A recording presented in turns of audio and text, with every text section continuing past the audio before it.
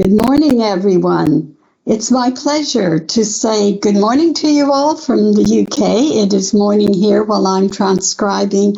I'm really sorry that I cannot be with you in person, but I'm hopeful that you will find this presentation as interesting as it would be if I were there, and that you will be encouraged to think about green social work, about the beautiful planet we're inhabiting, but we are in the process of destroying if we're not careful and do things. I'm going to look at what social workers can do to kind of change that terrible prognosis and work towards creating a better world. I want to thank Regina very much for inviting me on your behalf, and I would also like to say just a little bit about me. My name is Lena Dominelli. I'm a professor of social work at the University of Stirling, and I am the program director of the program on international disaster interventions and humanitarian aid. And it is a new program at Stirling, and it's just finished its first year of working, and I would love to have you all come and join me learning together about how to protect this wonderful world of ours. So I'm going to show you my slides and talk to you using the slides, but I won't be commenting on the slides exactly as I have written them, because I tend to be a person who responds to the audience. So I'm imagining you sitting in the classroom while I bathe for today anyway in sunshine in Stirling. So the topic of my talk is green social work, environmental degradation, and climate change. And I'm going to try to answer the question, why is it important for social workers to do something about this issue? So I'm going to start off with defining what green social work is. I will give you examples of what social workers have done who've worked in this area.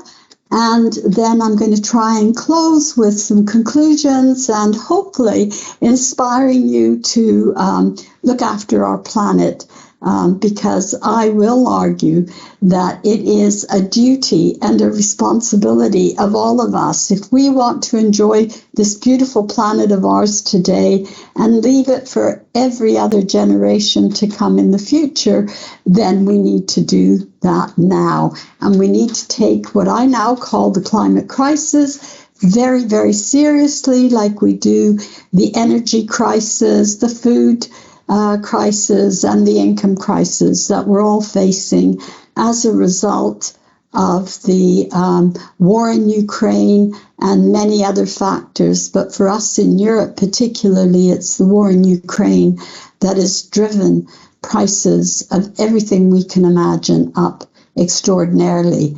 And I hope that one day we will have the opportunity to hold Putin to account for what I call his crimes against humanity in bombing the smithereens out of Ukrainian cities and residential areas, and also for what I call his crime against the climate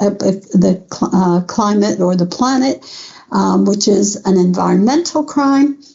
There is no such thing. I've made that term up. I think it is an environmental crime, and it's caused by discharging military ordnance, bombs, missiles, guns into the air to kill people, to destroy cities, destroy our beautiful planet. And all of that, I think, the day of reckoning will have to come, because we are paying the price for all of the millions of tons of carbon dioxide that is being put into the atmosphere. So we're going to have to work even harder to reduce the level of carbon dioxide, because getting rid of it, the amount we have put in the air today, will take over 100 years to get rid of if we rely on what we've been doing, and never if we don't do anything. So we will fry long before anything else happens. And we had a good example of that in the summer with the heat waves across Europe, including the UK, which is normally not subject to heat waves. And we will have more and more of those, what we call extreme weather events, which are linked directly to a climate change and the climate crisis. So we are in a very serious situation in the world today because we have known about the climate and the global warming since the 1860s.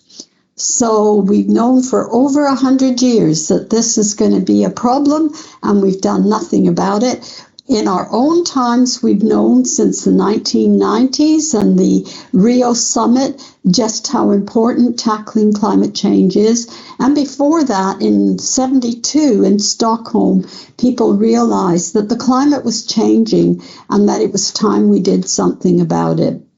So green social work gives us the tools. It's a paradigm for working as social workers, and it combines knowledge of the planet, our earth, the way we use it, the way we produce goods, the way we consume goods, all together in a holistic whole. So it is a paradigm that is holistic, promotes sustainability, and as I said before, it cares for the planet, everything on the planet, the earth itself, the animals, the plants, the people, everyone. And it looks at how our environmental degradation depends on our not behaving well, or humans behaving badly, as I might put it, in terms of our responsibility to care for planet Earth. And I have a different take on sustainability than Gro Brundtland, which is to meet today's needs and leave enough for tomorrow. I'm saying that's not good enough. We have to actively take care of the planet in order to be truly sustainable. Because if we keep on using the Earth's resources as we do now, and if everyone wants to live an American lifestyle, Americans use 12 megatons of carbon dioxide per person per year. Europeans use less, 10. The Chinese use less, 6. But then you have to look at the population size. So, China today is the biggest emitter of greenhouse gases. So it doesn't matter if tiny little Britain with 0.00 something percent of the world's population, it reaches net zero tomorrow. The historical legacy will still be there to be dealt with. But China, if it does not go renewable and green energy very quickly, will keep adding. And China doesn't intend to go to net zero until 2060. And India, and they're both similar sizes of populations, the biggest in the world. India isn't going to try and even reach it until 2070. Russia, the other culprit, says it won't deal with it till 2060, and that was before Putin decided to launch a war in Europe against European values, basically, to take over Ukraine. The only group that's missing from that list of the top 5 polluters is the US. The US is number 2, and I gave you how much individuals use there. So we have to understand from a green social work perspective that the world is interdependent. We only have one planet, not 2 or 5 or more, just one, and we have to look after it. So that's why looking at how we produce goods and services, how we consume goods and services, and how we take care of the planet are the 3 pillars upon which we have to deal with the issues that face us today. And that means we do have to promote global solidarity, and that means that we need to find ways of sharing green technology so that we can all have a decent standard of living. But it means that we must have this green technology given, I would say, free to all developing countries so that they can develop green alternatives. And, you know, those that have sun, wind, there's lots of technologies that we can use now, and they're getting better all the time. And we have to say to them, you have the right to develop. They do, under the 1986 Right to Development Act that the UN and all its member countries have signed. So they have the right to develop, and that means we have to give them the tools and the money to be able to do that. And that's particularly important for those of us who have those tools to share them.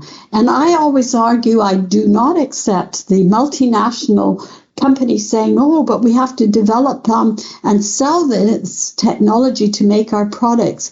No, you don't. You can give the technology away free. And then when people sell individual units, like when they sell a solar panel to somebody, say, in Tanzania, then they can get some of the profit back then, because you can charge a price that is still low because, you know, the prices of these producing these goods is declining.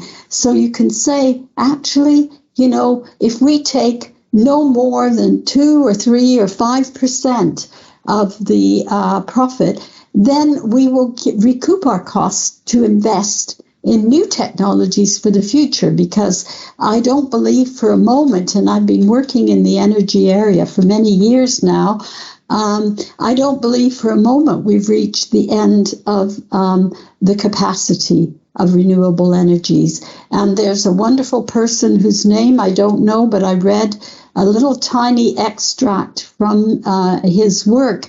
And he has developed, which is good for those of us living in the northern hemisphere, and the further north you go, the more important it becomes, like if you're in Scotland, because he's found a way of getting nightlight to produce heat for us. So there you are. The technology has a long way to go, but we need to see it as something that, yes, it may have been developed by someone in Australia, but really it should belong to the whole world.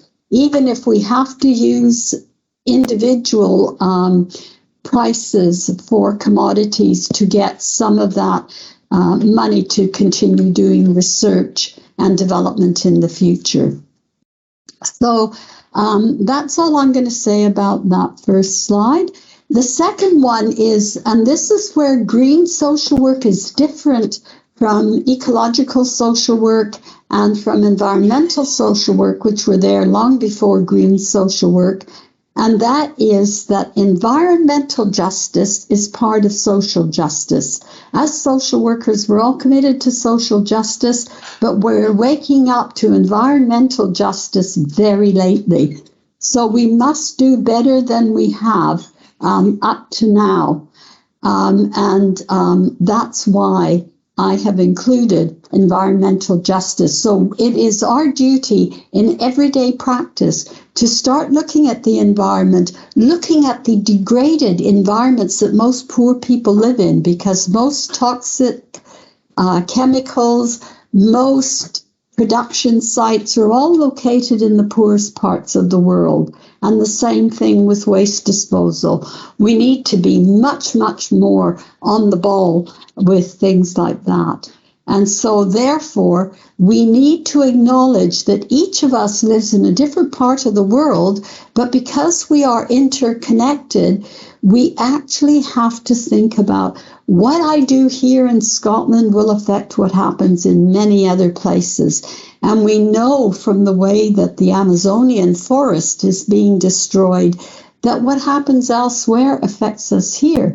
The Amazonian forest is one of the biggest lungs for the world, and yet people are burning it down. Why? Because some big company or other that doesn't even have any links to Brazil is thinking, we can grow palm oil palm oil is cheap to produce. We'll put it in everything. Did you know that food, shampoo, some chemicals, all sorts of things that have palm oil in them? Well, if you're like me, I object to the burning of Amazonian jungles for palm oil, so I boycott it. And I urge you to do the same. We do not need palm oil. Why do I need palm oil in Scottish oat biscuits? We never used to use palm oil. We don't need to. Anyway, we have other sources. Here in Britain, we grow rapeseed. We can have rapeseed oil if you want that in your oat cakes. But, we all have to make individual choices. We must be more alert and more conscious and more knowledgeable consumers. And the other thing I want to say is that if we're going to deal with climate action in a socially just, environmentally just way, then we also should look at the social development goals, because SDGs, that's social development goals 1, 2, 3, 4, 5, and 13, will help us as social workers in our everyday life and practice deal with environmental injustice. So, for example, we can start demanding that companies clean up the environment. Instead of treating the earth as a sink where they throw all their effluent, we can say, if you're going to produce anything, including electricity or gas or a refrigerator, we want you to think about this product from beginning to end and how you can mitigate the damage that you do to the environment in order to produce a fridge, which I desperately need because I need to preserve my food over a longer period of time. Otherwise, I'd have to go to the shop every day, and I haven't got time to do that. So there are ways in which we can think about it. The other way is to look at our housing. Now, as social workers, we know that the poorest people live in the most environmentally degraded houses. They will be poorly built, poorly ventilated, so we will find that when we go to them, the landlords have not been as good as they should be, so there will be mold on the walls, there will be cracks in the ceilings, and all sorts of other things. We need to say this building has got to be made climate-proof. We have to think about, are we wasting our energy by heating up the great outdoors instead of just the house? How can we get landlords to work on good housing? And that includes public housing as well as private housing. We also have to acknowledge that each of us has to think about different experiences of the environmental crisis. And that, I think I've shown you that, rich people don't have to worry about it because they go to the most beautiful parts of the world and they protect themselves from all the elements. So if they're in a hot part of the world, they'll have air conditioning in the summer. If they're in a cold part of the world, they'll have heating in the winter. They do not have to make the choices that we have to make if we're only on average incomes or below average incomes or on benefits.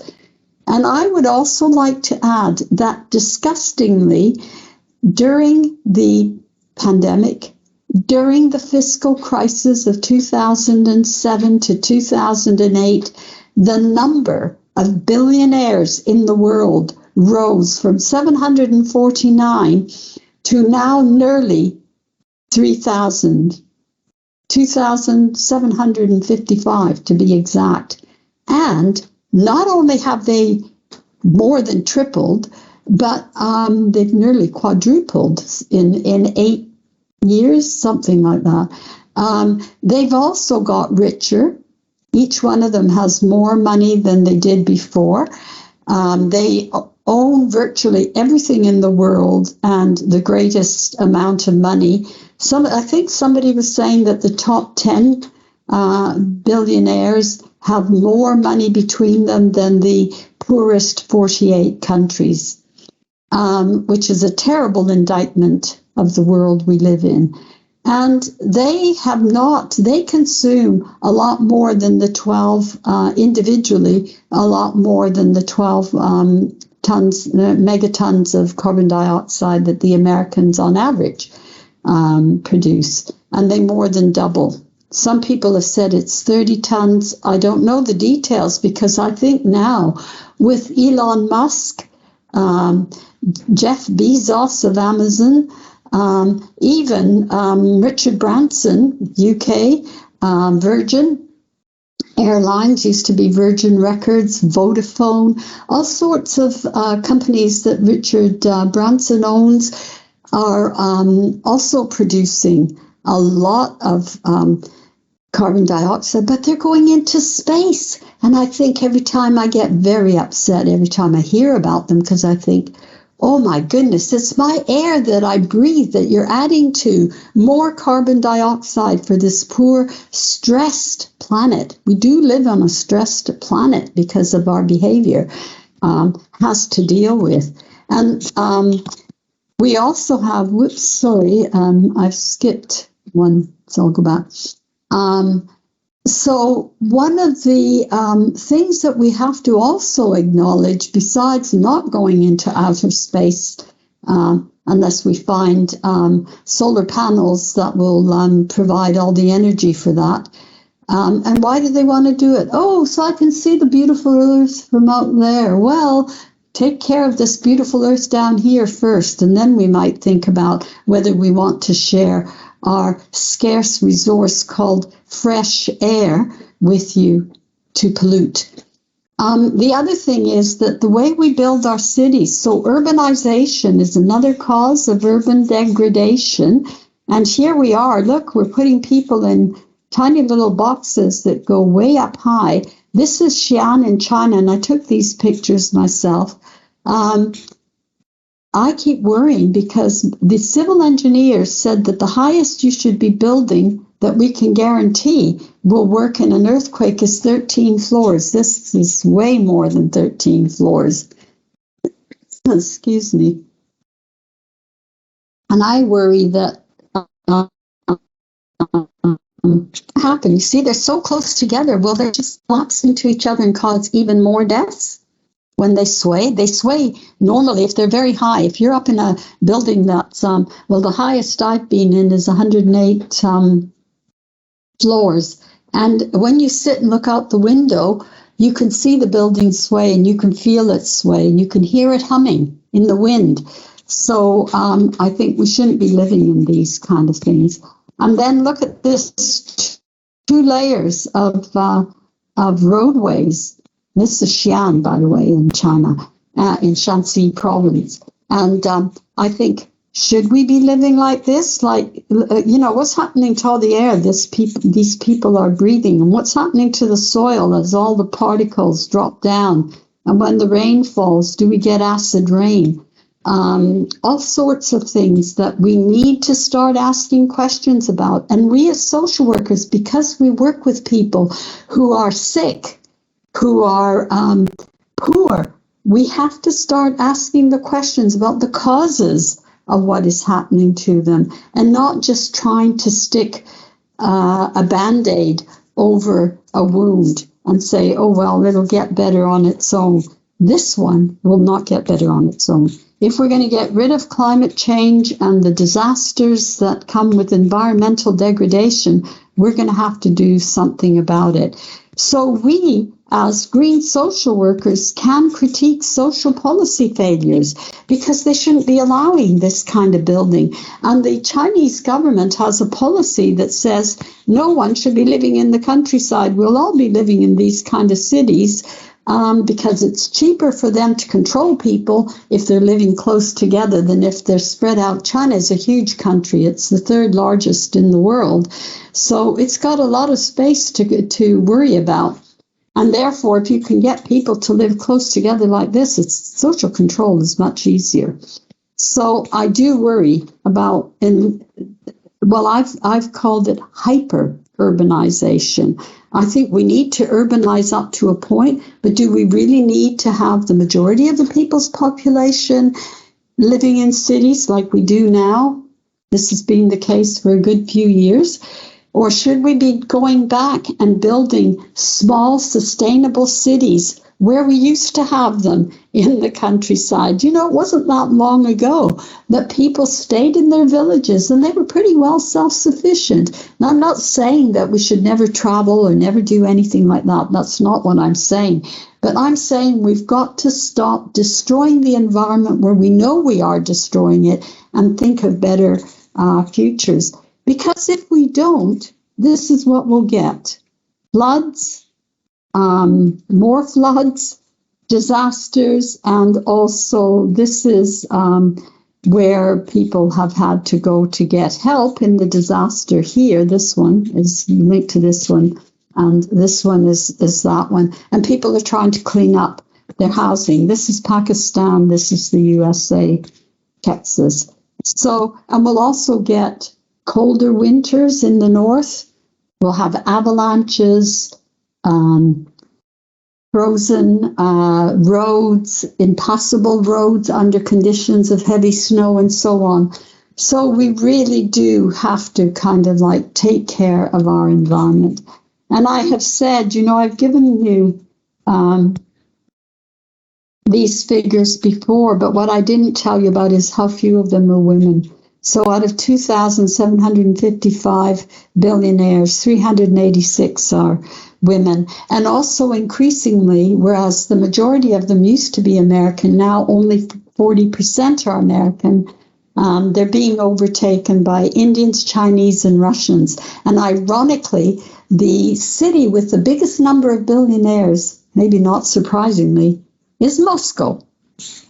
That surprised me when I first saw that data. And most of the global south bears the losses of climate-induced change. And so that is a really terrible indictment. And we know that already. Countries like Kiribati and Tuvalu and the Maldives are sinking into the sea. In Kiribati, they've already recorded, because so much of their island has already sunk under the waves, they have recorded their culture, their history, their place, and they're looking for another island to move to. And sadly, Australia, which does have lots of empty islands, they asked for one, they weren't given it, even though they said, well, we'll acknowledge that it's Kiribati in Australia, but they didn't want to know. But that was a previous government, so I hope they ask again and that the current government in Australia will be more sympathetic. The other thing that really alerted us to the way in which ethnicity and poverty go together with environmental degradation is Roger Bullard in the US, who in 1980 invented the term environmental racism. But boy, it was brought home under the Hurricane Katrina Category 5 hurricane, which is one of the highest you can get.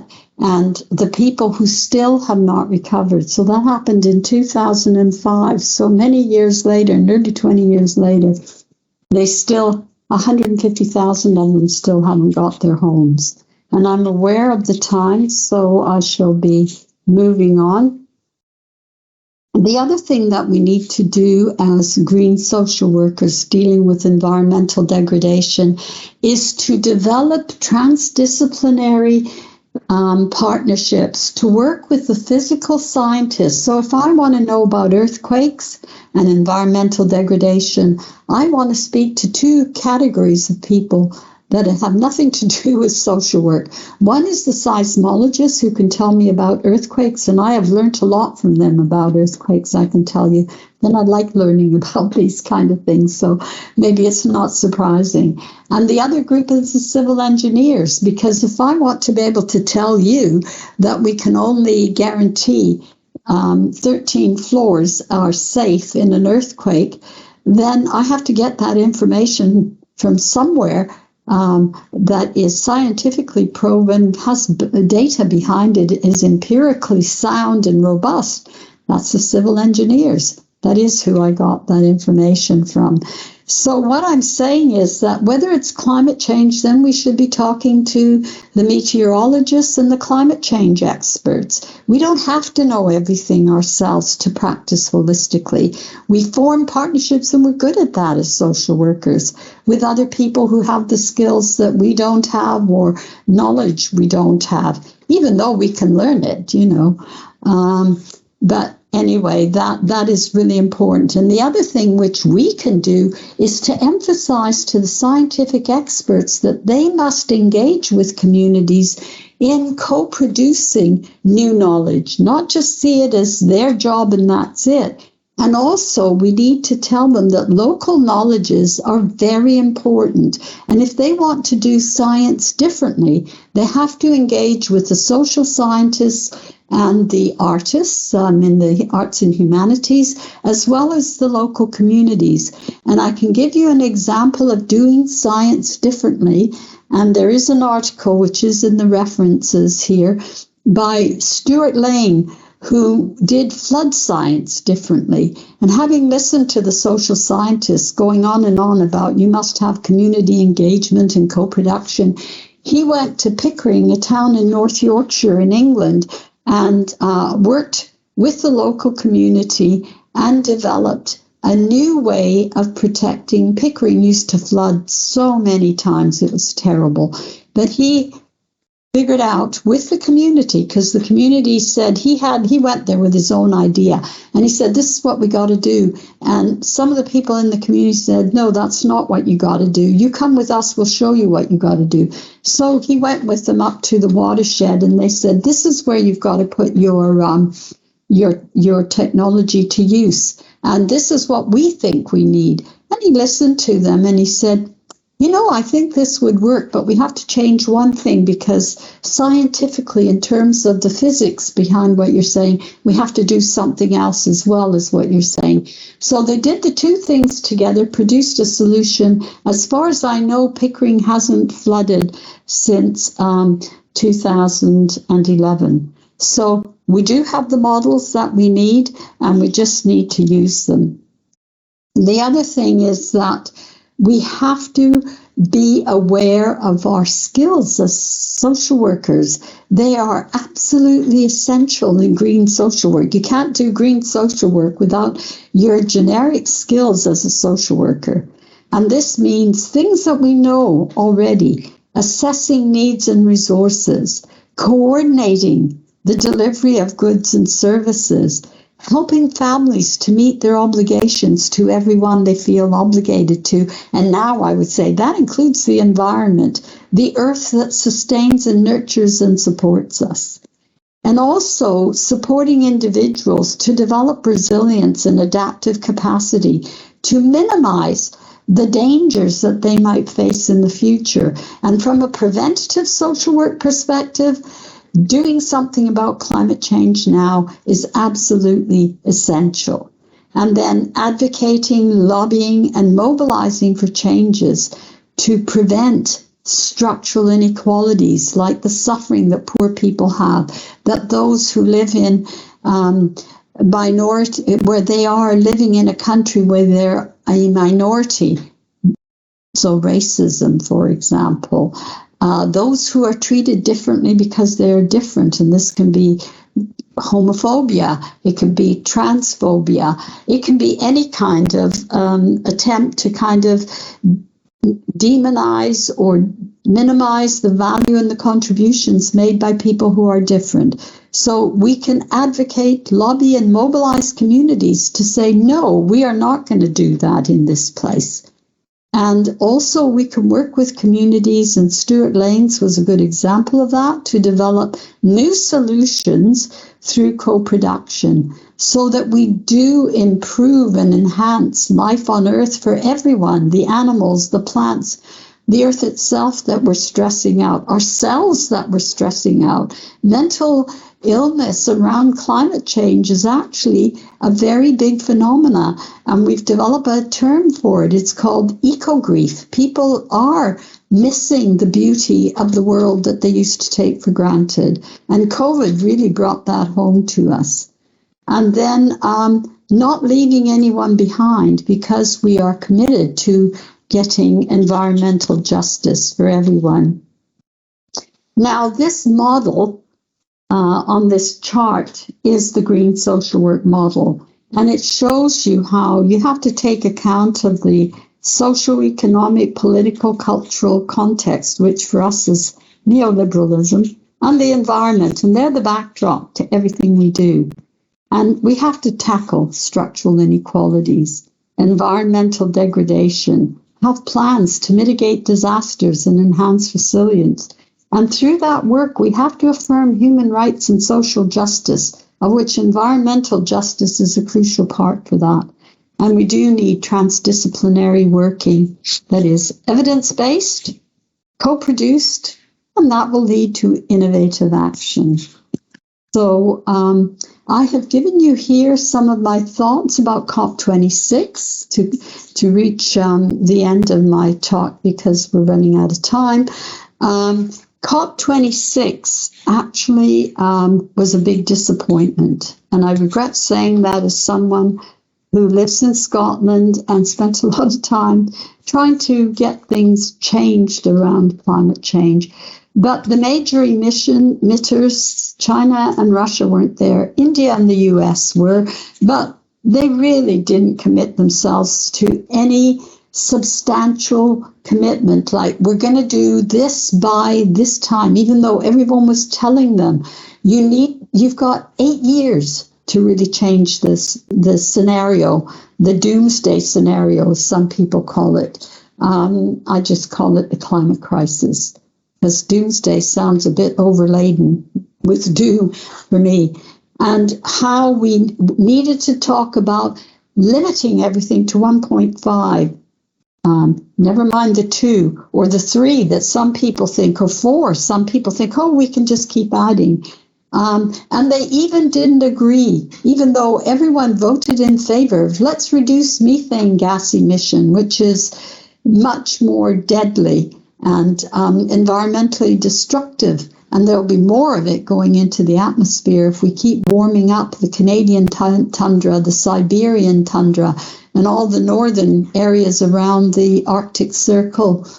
But it doesn't last in the atmosphere as long as carbon dioxide, which lasts 100 years. This is 8 to 10 years. So they could get a really quick fix. Part of it would be simply saying, let's not just burn methane up in the atmosphere. You know, if you go to power plants or places where people are extracting certain kinds of minerals from the ground and other things, you will see them burning the gases off, that they have to clear the gases from the mines to prevent explosions. But why are they burning it? Why are they not collecting it? You know, we can ask those kind of questions because we're social workers and we keep asking awkward questions. And I hope we keep doing that. It is a requirement of green social work that we do that.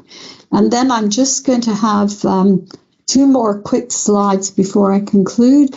We've got this slide here, which shows us, and most of you will recognize the path of intervention because we use it all the time. The only thing that's different is instead of identifying dangerous behavior, but maybe I should go back to that because for climate change, it is our dangerous behavior. But the hazard is burning fossil fuels in the case of climate change. And we have to look at risk assessment. We know how to do that. We do mitigation planning when we help people to say, let's try and change your behavior. What do I need to help you as a man who's been involved in domestic violence to control your temper? Well, a mitigating action is I'm going to send you to an anger management course. Now, it's mitigating. It doesn't get rid of the problem, but it mitigates it so that at least you provide some safety. You develop an action plan, which we know about, and then we implement those. Then you might find you get another shock, misbehavior, and then you evaluate your action all the time. The only 2 things that are different in this is 2-way communication with the community. It's a dialogue that involves the community and the experts, including the social work experts.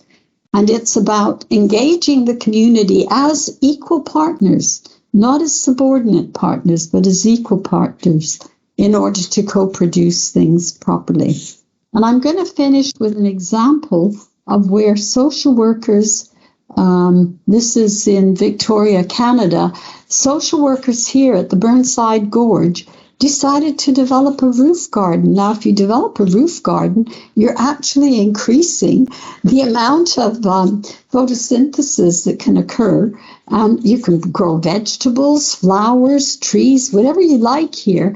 And this one was created in 2007, and in 2 years they got the highest award for green activities, which is platinum. And this place here is where children whose families were the children of the families who had lost their children to the care system. So they were looked after children or children in the care system. And they had parenting classes in this building. It goes down another floor. And they were saying to them, what can we do to kind of engage the parents and the children in activities together? And they had developed what they called the color wheel to really do that thoroughly. And somebody came up with the idea, well, why don't we do something that is green and gets them involved in producing things? Because a lot of these children, they don't even know that milk comes from a cow. So they decided to kind of like use nature by producing, because they had a bit of space down on the ground, but they needed that as a play area for the kids. So they thought, let's use the roof. It's wasted space. You could now put a nice solar panel up there would be my next step for them, because they do get enough light and because you can get photovoltaic solar panels, which just need light, not sunlight. And they will produce electricity for you. But, this is just amazing. Social workers have done it. And they did it before I went to talk to them about green social work. So that's why I like that one. So all I can say, and I'm going to conclude now, we won't have the opportunity to ask me questions. But if you want to ask me a question, you can send me an email to that address that is on the slide, and I will do my best to answer it. But I want to conclude by urging you to take seriously climate change and to also believe in yourselves as professionals that we can do something about it. I've given you an example. I've also critiqued that example because I said I'd put a photovoltaic solar panel on there. But otherwise, we are really able to do something. We can lobby for change. We can transform our social relationships and our understanding of how we live on the planet. We have to live on the planet by taking care of the planet so that it can take care of us. And we can also help people who are poor to become more independent, self-reliant, and help each other as a community to become a self-sustaining energy community. And I haven't got time to tell you about the Giles Gate project, but read that in my green social work. There are many, many other things we can do. And always think when you go to see someone in their homes, how can this home be improved so that it doesn't contribute to climate change in unnecessary ways? Because some ways are going to be necessarily like, we breathe out carbon dioxide, we breathe in oxygen. So we're always going to be producing some. But, the earth could deal with what we breathe out. It's what we've done through industrialization, urbanization, producing goods and services that are so reliant on fossil fuels that we don't know what to do without them. We have to think, yes, we can, to quote Barack Obama, we can do green social work, we can change the way in which we live, and we do not have to live in poverty and degradation in order to do that. So thank you very much, and I will say it's been a pleasure talking to you, and I hope you've learned something from what I've said, and I look forward to hearing from you by email. And thanks again, Regina, for inviting me. Bye.